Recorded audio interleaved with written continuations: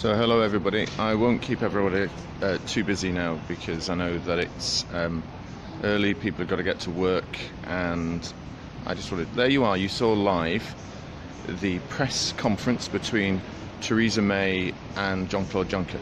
So what do we take out of it? You saw it yourself, you heard their own words, and now, just like many people now, they'll be making comments on it.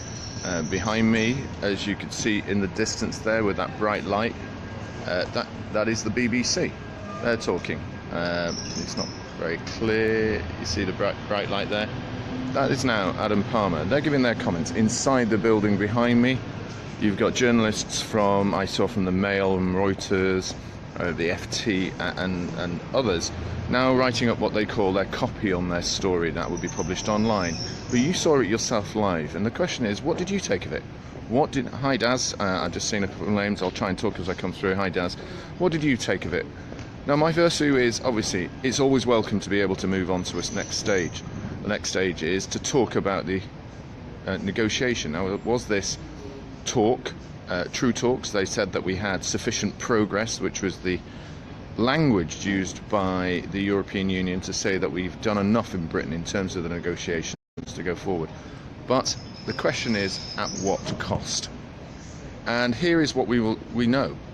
We know that they've done a deal on citizens' rights. Citizens' rights that apply to those in 3 million, as Theresa May said, in the UK, which is actually underestimating the numbers. We know that it's over 4. And the 1 million UK citizens in the EU, which again is overestimating because we know it's actually nearer 850,000. But nonetheless, on the numbers, there are people living in both countries who want a bit of certainty. But we won't know until 9:30 what the precise details are. But what we do know from the briefings and the leaks that are coming out is that if it's true, if those leaks are true, then we have created a superclass of EU citizens who will have more rights than UK citizens, and a third class of citizens will be Africans, Chinese, Americans from the Commonwealth who will have less rights. And have we taken full control of our borders? Of course not. Now I need to see for detail whether the ECJ, or whether indeed, as the question came in from Sky today, or whether the European Union has accepted that British courts take control over the decision making. But what was the deal in order to do this? We heard from Theresa May that she has agreed a sum of money. She didn't mention it. Will we know that at 9:30 today? And on the Irish border, we hear that they want a soft border, no hard border decisions. Well, you can only do that if you've come to some form of deal where our regulations in the UK are almost completely aligned with the regulations of the EU, which means that they have to apply across the whole of the UK. Okay, the devil is always in the detail, but we know how slimy civil servants are. We know how they use the language. We've watched it on, when we were growing up, on Yes Minister and Yes Prime Minister, how they mix words in order to stay the same. Now we will see that language, we will see that work. The question is now, as those who believe that we should have left by taking control of our borders, taking control of our laws, taking control of our money, and making sure that we weren't controlled by the European courts over our lives going forward, how much that is true.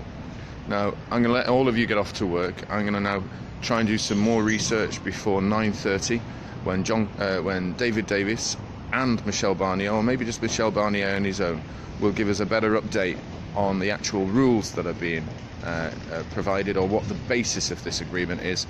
But until then, I will see you all. Thanks very much for listening.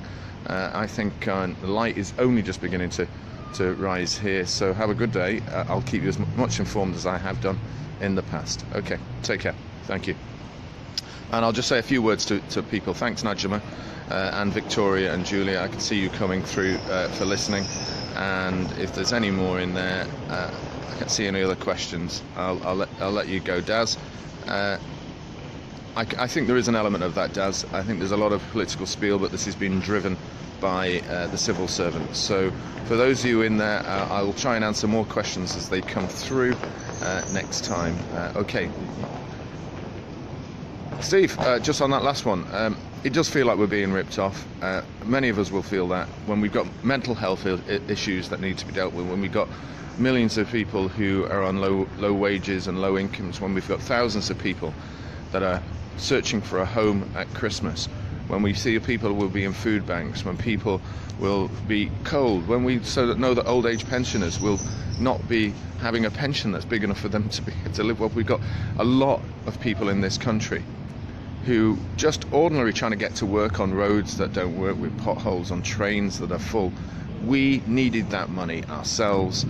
We should have been spending it in here, and of course none of us are going to be happy how it's going to work, and that's why we need to see a bit more about the detail. So JC, thank you. Thanks Karen, thank you Roger, and John and Scott. I better get off, to be honest, and let you all crack on to work and do other things. So I will talk to you back again at 9:30. Take care everyone, thank you, bye. You didn't frankly have the balls to put country before party.